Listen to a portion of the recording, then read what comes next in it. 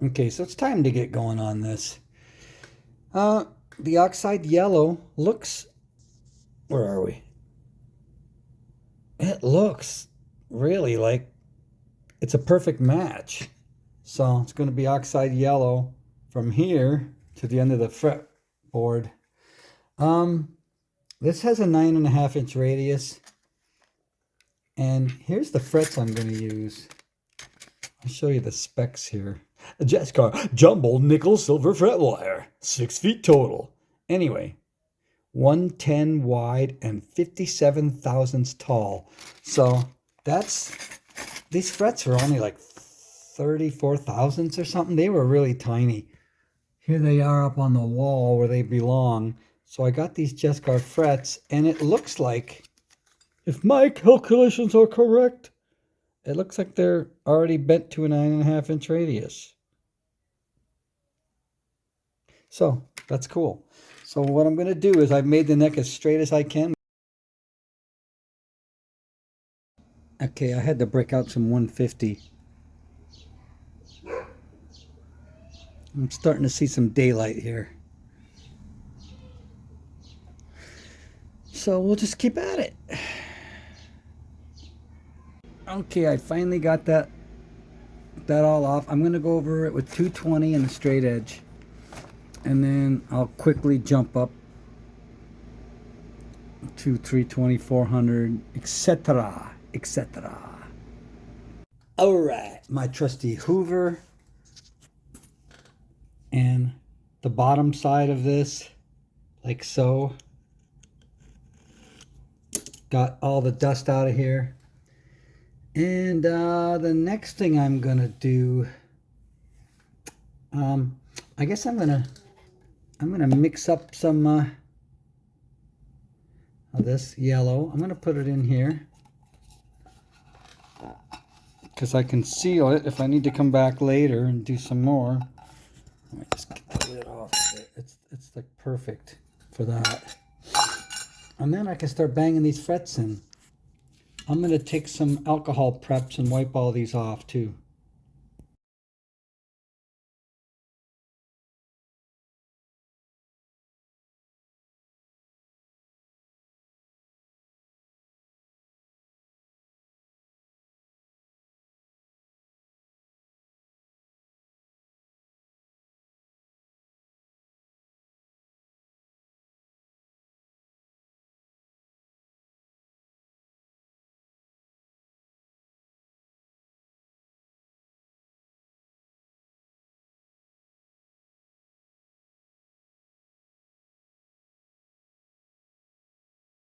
Okay, so I got her all masked off. I got this little Dremel tool, and basically what I'm going to do is go over all of them, then go a little deeper, go over all of them. But I'll be testing the tangs because I want there to be resistance. I don't want it to fall in, but I want to be able to take it and push it down in with a little bit of effort, but know that it'll go all the way down flush. That's what we're looking for. So once I have all of those done, all of these slots ready, then I'll start gluing 2 at a time with those new these new blocks that I made. They already have a radius on them. All right, that is 5-minute epoxy, and why it's there is because I want to make sure it's going to harden, because one of my earlier fret jobs I did, I mixed up the epoxy, I threw it in the slots, put the frets in, clamped it down, never hardened, never hardened. It was a gooey mess. Always test it first. So I've got these frets. They're looking really good. And I've kind of, you can see I've, see how there's some spots there. I use this here on the frets. Kind of pinch the fret, the tang. Because you want it to be, you don't want it just to fall in. You want there to be a little bit of pressure to get the fret down. So I'll probably glue it in, tap on it with the hammer, then put my little clamp on there, and then squeeze it and clamp it up, and then tap the edges. So you got to have everything ready. I've got my clamps. I've got my hammer to tap the edges. I got my epoxy ready over here. So I'm about ready to go. What I used to do is I would get each fret set up along the entire fretboard and then start doing it, but I'm not going to do that. I've got these two are set, and I'm going to glue those in. Then I'll start setting the other ones. I'm just going to do them two at a time. I might do three when we get back over here. We'll see what happens. But I'm just about ready to clamp the first two frets in.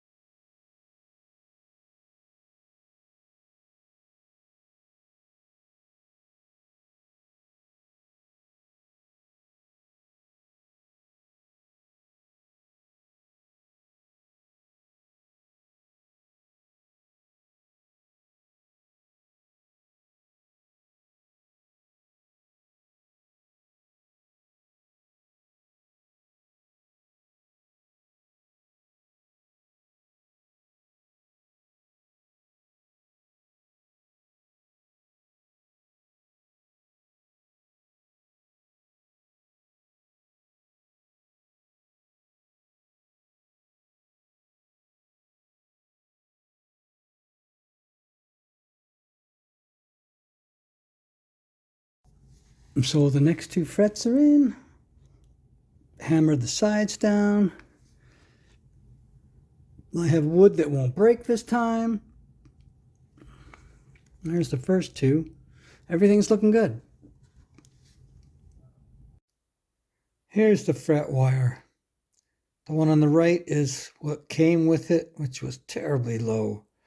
And the one on the left is a Jess car. It's 57 thousandths tall.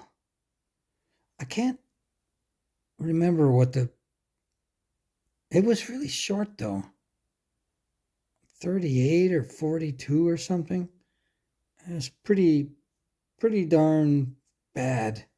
I mean, if you're calling a guitar a 50s modified, wouldn't you put big frets in it? People that are afraid to fret old vintage guitars, that's stupid. Like it's worth less because the frets aren't original. That's like saying, oh, this 1957 Chevy, it doesn't have the original tires, so it's not worth as much. It's just stupid. This is a wear item, a fret. I don't get it. There's a lot of nonsense in the musical instrument world. That just seems dumb. But you see, sometimes on a Gibson, somebody will have to change the tuners because they're all disintegrated. Finally, got all these frets in. Okay, I'm going to use that Dremel to cut these fret ends off, but I'm going to go easy because they're glued in. So we don't want to get them hot. So I just go a little bit at a time. And I've got it taped. I want to stay off the tape. See, that's going to give me a little healthy margin to not go too close. So I'm just going to tap each one lightly as I go because, yeah, I don't want to melt the glue after all this work to do this. So here we go. Almost forgot my safety glasses because I kind of have to look right down. And when you're doing that, you're in the path. You know, like if something flew off of this, it would continue on that path. If you were here, you probably nothing would happen because centrifugal force makes the object, well, you science people know. Anyway, that's why I'm putting on my safety glasses.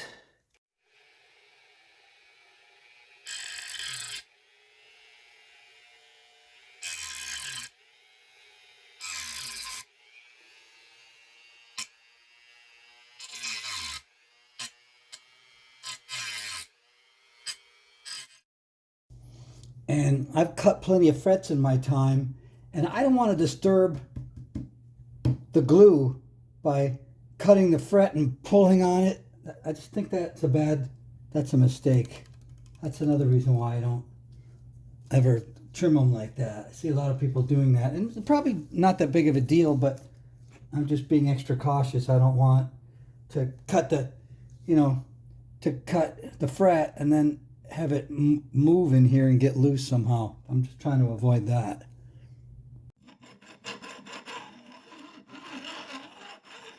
So nice and easy. I know they got special tools for this, but we don't need those stinking tools. Well, some tools do come in pretty handy, I gotta admit. So this is going to be really boring, so I'm just going to do this, turn the camera off. Well, we got the ends done. Well, not totally, but pretty much. Dead straight. So we're going to mask it off. I'm going to take care of the ends. And then we're going to look for high frets, take care of them. Get this thing dressed up and get the guitar back together. That's what I'm looking for, the guitar back together. Okay, the first thing I'm going to do is put a little bevel on the edge of these frets. Boy, they're scratchy.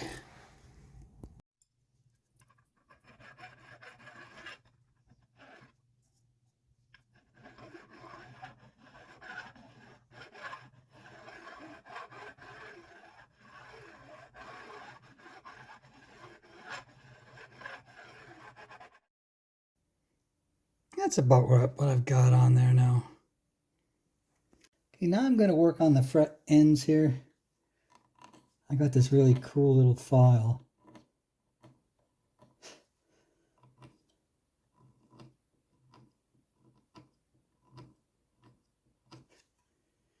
I'll just do this edge. There's something buzzing around here.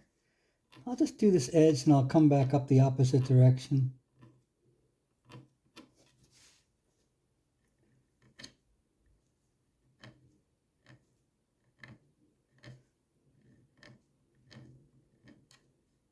Much better.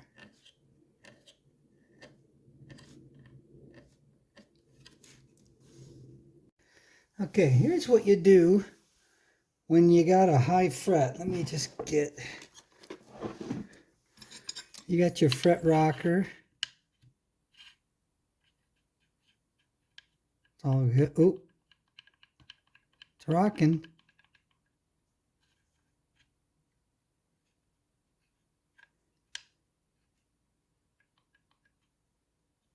Starts right about there. Starts right about here.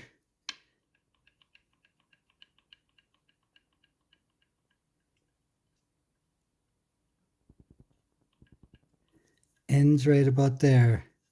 So there may be another way to do this, but here's how I do it. See, it's between those two spaces. So I've got like some 600, and I'm just gonna take a little bit off this fret. Frets are humongous.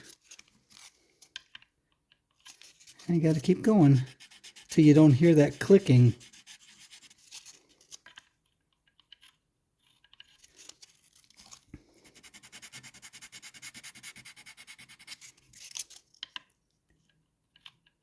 I had an Epiphone, a blue Epiphone Les Paul, a Muse, and it had 19 frets.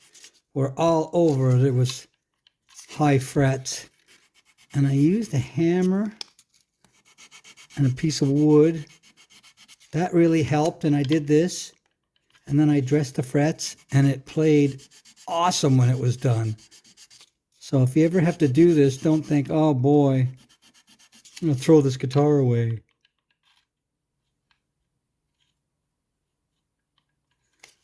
Lots of guitars have high frets.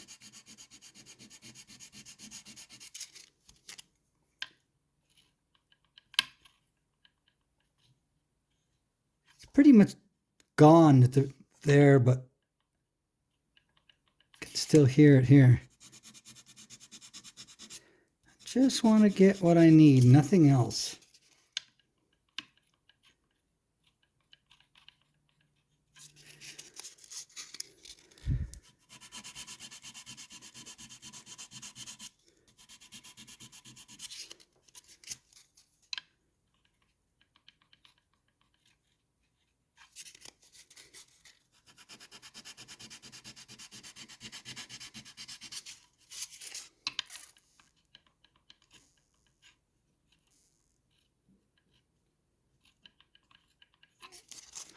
a lot right here.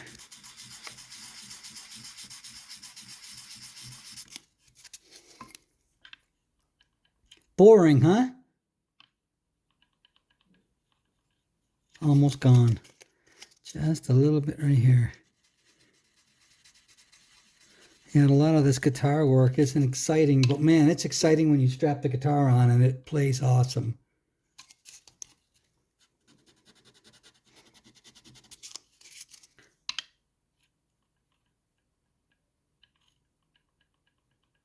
Just a little bit more.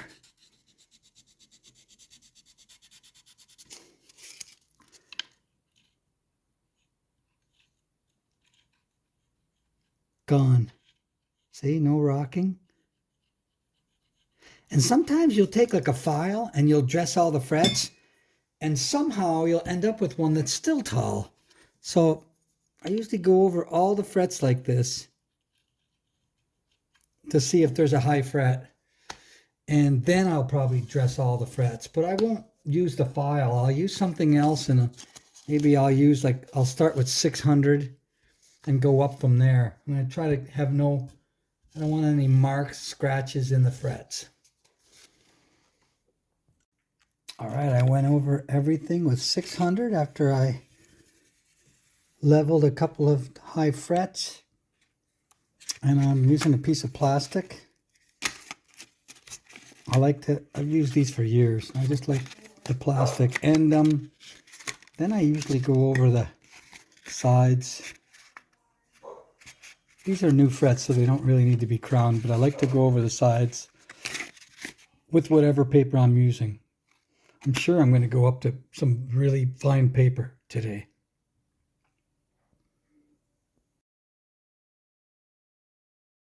It's the final polish. See this? You don't even need to do it by hand because I've already gone up to 3,000 with the sandpaper. So let's wipe this off real good. Give you a real good close look at it.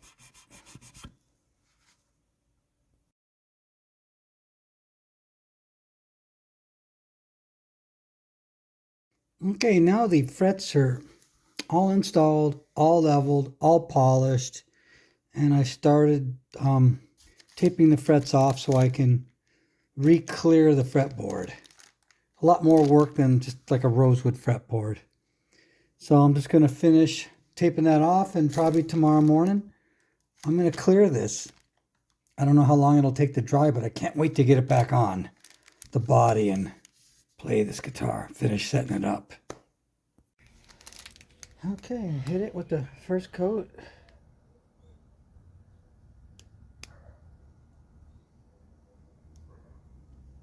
We'll just let that sit for a while. Okay, here's the Tele neck. There's like this weird crack that came out of it, just appeared. I don't know why. I didn't drop it or anything. I'm not losing any sleep over it. But this is it with this. I used lacquer on it because it's what I had. You know, everybody's so crazy about lacquer, like it's some, I don't know, magical God-given coating. I don't see that at all. Anyway, this is what I've used so far. I only sprayed it earlier today. I had to resand it. I just couldn't get it to lay just the way I wanted to. I'm going to keep working this. I'm going to do a little bit more of this. And then I'll do the ultra finishing polish. I'll probably take off the tape and polish the frets with that. Even though you know how highly polished they are, it won't hurt. So we'll keep going. Alright.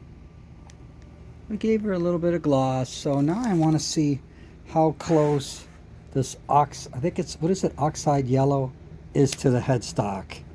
So I'm going to pull this off. I'm a little scared of what I'm going to find. So there is the color. It certainly doesn't match perfectly, but it's pretty good. I think it's pretty good. Wonder what that crack is by the nut. Oh well, that won't make me play any worse.